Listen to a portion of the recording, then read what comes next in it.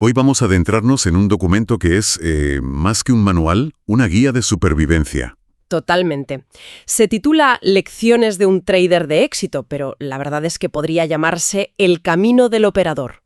Cómo no estrellarse en el intento. Sí, porque, seamos sinceros, aquí no está la fórmula mágica para hacerse rico de un día para otro. Para nada. Es más bien un viaje el que propone su autor, que curiosamente no empieza en los gráficos de la bolsa, sino frente al espejo. Esa es la distinción clave. El autor, Ignacio Albizuri del Claus, lo plantea con una seriedad, absoluta. Se nota, sí. Para él, el trading no es un hobby ni un casino, es una profesión de altísimo rendimiento. Como un deporte de élite casi. Exacto, como eso o como prepararse una oposición durísima. Y la idea que lo vertebra todo es que la batalla más grande, la más difícil, no es contra el mercado. Es contra uno mismo. Es contra nuestros propios impulsos, nuestros miedos, la euforia. Así que el objetivo de hoy es ese, ¿no? Desgranar un poco ese camino. Vamos a explorar, basándonos en esta fuente, las dos primeras etapas que él considera cruciales. Vale. Primero, la preparación mental. Todo ese trabajo invisible que se hace antes de encender siquiera la pantalla. Y segundo, pues aprender el lenguaje del mercado. ¿Cómo empezar a descifrar esos gráficos? Esos gráficos que a veces parecen un electrocardiograma completamente caótico. Sí, y es importante entender el contexto que da el autor. O sea, el mercado de hoy no tiene nada que ver con el de hace 20 años. Ha cambiado todo. La velocidad, la automatización, los algoritmos, todo. Por eso dice en la introducción que el objetivo es abrir los ojos a los operadores. Para que se adapten. Eso, para que su comportamiento sea tan dinámico y flexible como son los mercados globales. Es una llamada a la adaptación constante. Pues empecemos por ahí, por esa primera fase, la del trabajo interior. El texto arranca con una idea que choca, frontalmente con la imagen que tenemos del trader de Hollywood. ¿La del que está pegado a la pantalla 24/7? No. Esa misma. Afirma que una de las decisiones más difíciles y a la vez más rentables es precisamente la de no operar. Es que es una cura de humildad desde la primera página. El autor cuenta que en muchas mesas de trading profesionales se opera una media de 6 o 7 días al mes. 6 o 7, no los 22 laborables. Para nada. La mentalidad del novato es: tengo que estar dentro, me estoy perdiendo algo. El famoso FOMO. Claro. Y la del profesional es: solo entro cuando las probabilidades están abrumadoramente a mi favor. El resto del tiempo, a analizar, a estudiar y sobre todo a esperar. Esperar. Qué palabra tan poco clamorosa en un mundo que va a toda velocidad. Pues es la clave. Y para saber cuándo quedarse quieto, el autor enumera unas condiciones que son casi un chequeo médico emocional. Sí, es muy práctico. No operar si has dormido mal, si estás enfermo, si estás de mal humor, ansioso. Suena un poco a consejo de madre, pero parece que es la base de todo. Totalmente, porque es que el trading lo que hace es amplificar tu estado interno. Si tú entras a la pantalla con ansiedad, tomarás decisiones ansiosas. Lógico. Si estás enfadado por una discusión, es probable que busques revancha en el mercado. Y el mercado no entiende de venganzas. Claro. Eso es fascinante. ¿A qué se refiere exactamente? ¿Qué tipo de paralelismo se encuentra? Son casi literales. Fíjate, si eres una persona impaciente en tu día a día que se salta los semáforos en ámbar, Te precipitarás en las operaciones. seguramente entrarás antes de la señal correcta. Si eres desordenado, tu gestión del riesgo será un caos. Entiendo. Y si eres perfeccionista y no toleras el error, te costará horrores aceptar una pérdida pequeña. Y la dejarás correr hasta que se convierta en una catástrofe. El mercado te desnuda, te muestra quién eres de verdad. Esa es la idea.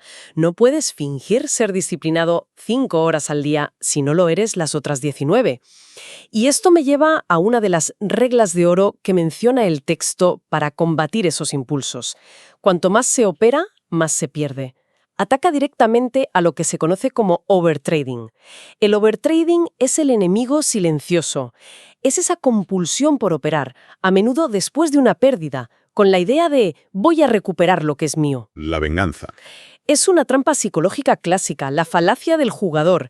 El mercado te da un golpe y tu ego herido te grita que tienes que devolvérselo inmediatamente. Y el resultado suele ser peor. Mucho peor, porque ya no operas con la razón, operas con la emoción. Entonces, si la clave es conocerse a uno mismo y controlar esos demonios internos, ¿cómo se hace?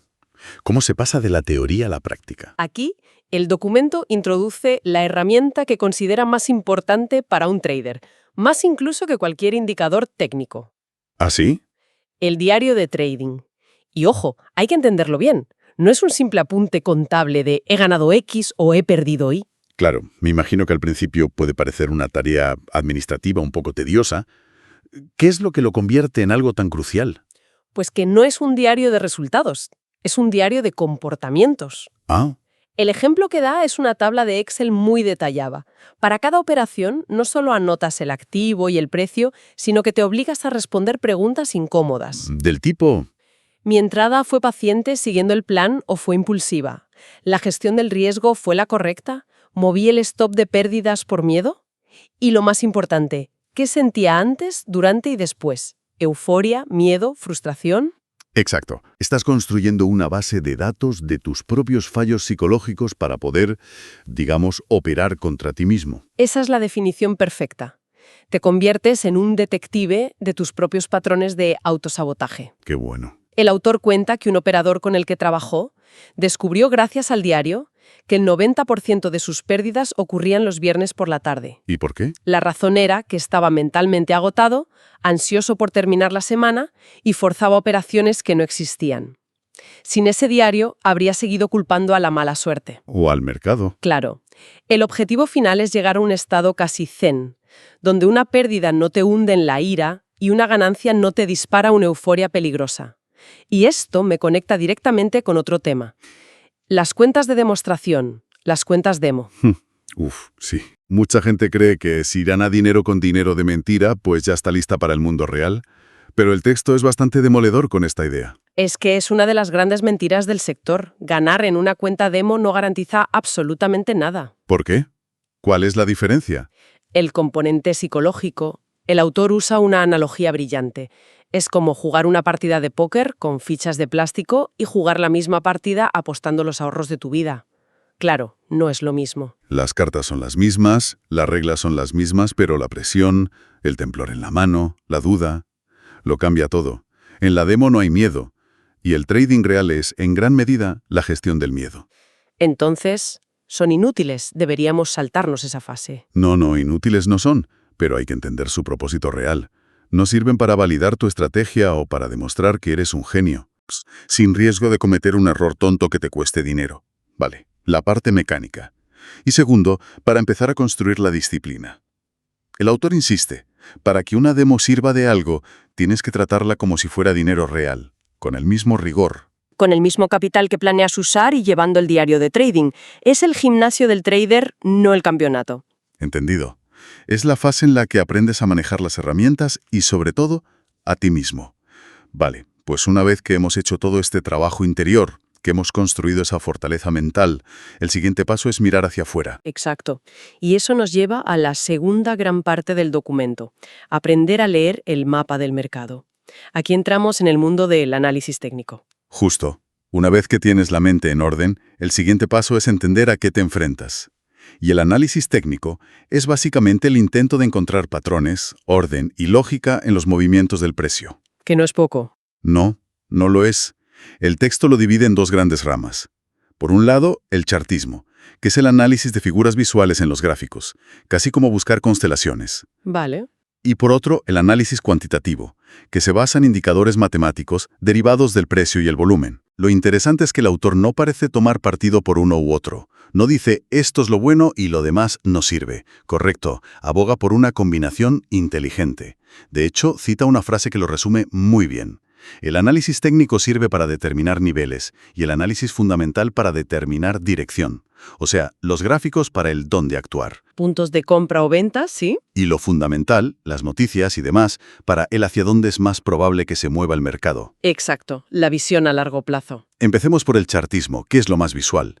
El concepto más básico que se explica es el de soportes y resistencias. Son los cimientos del análisis gráfico. Un soporte es un nivel de precios por debajo del actual, donde la demanda ha superado a la oferta, frenando una caída. Como un suelo. Y la resistencia, un techo. Eso es. Un nivel por encima donde la oferta superó a la demanda. Son zonas psicológicas clave donde el mercado recuerda que ocurrieron batallas importantes. Parece bastante sencillo, pero el documento lanza una advertencia muy seria sobre estos niveles tan evidentes. Sí, y aquí es donde empieza el juego de ajedrez. Los grandes operadores institucionales, los que el autor llama peces gordos, saben perfectamente dónde están esos soportes y resistencias que ven todos los novatos. Saben dónde está el dinero. Saben dónde la gente pone sus stops de pérdidas. Y a menudo fuerzan rupturas falsas de esos niveles. Una trampa. Imagínate que ven a miles de pececillos esperando en una puerta. En lugar de abrirla, dan un golpetazo a la pared de al lado para que todos se asusten y corran en la dirección equivocada. ¿Y entonces? Y es justo ahí, cuando han limpiado el camino, cuando ellos entran por la puerta original sin competencia. Es una trampa, básicamente. Y más allá de estas líneas rectas, el texto habla de figuras chartistas, patrones más complejos que se repiten. Exacto. Son como formaciones que cuentan una historia sobre la batalla entre compradores y vendedores. El documento destaca dos muy clásicas. A ver. La primera es el hombro cabeza a hombro. Es una figura con tres picos, el del medio, la cabeza, es el más alto. Vale. Suele aparecer tras una tendencia alcista y visualmente representa que los compradores están perdiendo fuerza.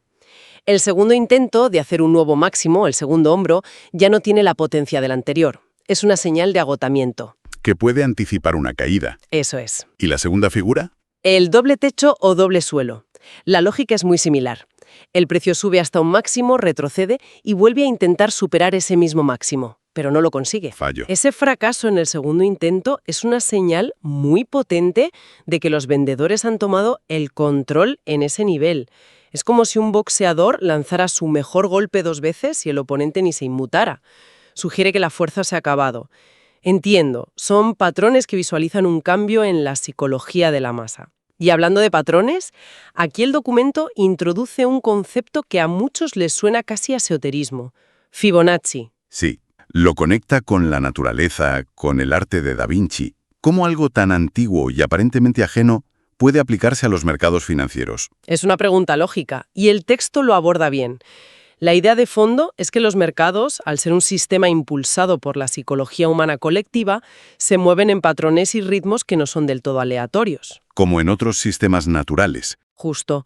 La aplicación más práctica es la herramienta de retrocesos. La teoría dice que tras un gran impulso del precio en una dirección, el mercado necesita respirar. Una pausa. Necesita corregir parte de ese movimiento antes de, potencialmente, seguir su camino. Y Fibonacci nos dice cuánto va a durar esa respiración. Nos da zonas de alta probabilidad donde puede terminar.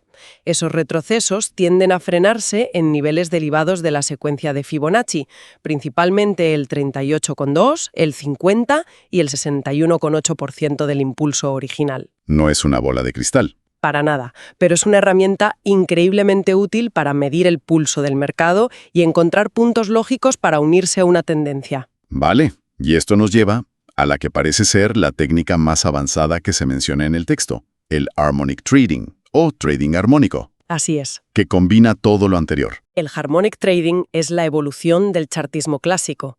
Es donde la geometría de las figuras se encuentra con la precisión matemática de Fibonacci. Ya no vale con ver una figura que se parece a algo. Espera un momento. ¿Me estás diciendo que el mercado se mueve en patrones geométricos con nombres como mariposa, murciélago o cangrejo? Sí, los nombres son curiosos. Si te soy sincero, suena un poco a astrología financiera, que lo diferencia de simplemente ver formas en las nubes. Es una pregunta excelente y es la diferencia clave. No se trata de ver una forma que se parece a, se trata de medirla. Ah, vale. Cada uno de esos patrones tiene que cumplir unas reglas de proporciones de Fibonacci increíblemente estrictas en cada uno de sus tramos. Si una de las mediciones falla por un mínimo porcentaje, el patrón se invalida. Se descarta por completo. Por completo. Es disciplina matemática, no imaginación. Busca puntos de giro muy específicos y de alta probabilidad. O sea, es darle una partitura matemática rigurosa a esas figuras que antes eran solo visuales. Y funciona. ¿Qué dice el autor sobre su fiabilidad? Aquí viene el dato impactante del documento. Según el autor, estos patrones, cuando se identifican correctamente en gráficos de largo plazo, pueden tener una fiabilidad de hasta el 85%. ¿85%? Es muchísimo. Es una barbaridad, eso sí, y lo subraya varias veces. Es una técnica que exige una paciencia y una precisión enormes. No vale un casi. Hay que esperar a que el patrón se complete a la perfección. Es la antítesis del trading impulsivo. Totalmente. La verdad es que hemos cubierto un terreno inmenso.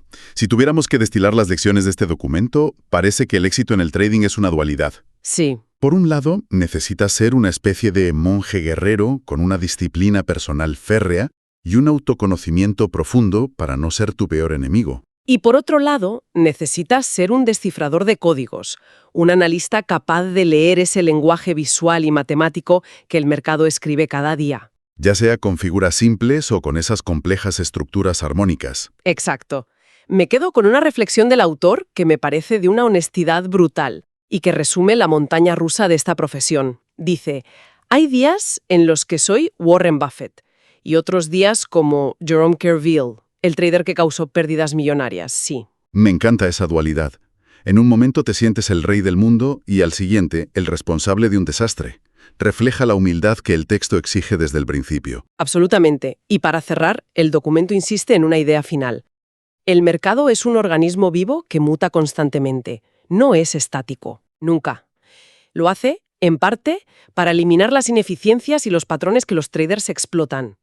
Lo que funciona hoy puede que no funcione en 5 años. Lo que significa que hay que seguir aprendiendo siempre. La formación y la adaptación no son opcionales, son una condición indispensable para sobrevivir a largo plazo. Y eso nos lleva directamente a nuestro pensamiento final para la reflexión. El texto afirma que un trader debe estar dispuesto a tirar por la borda años de estudio una vez que el mercado haya cambiado tanto que la táctica ya no sea efectiva. Uf, qué frase. Esto plantea una pregunta que va mucho más allá del trading.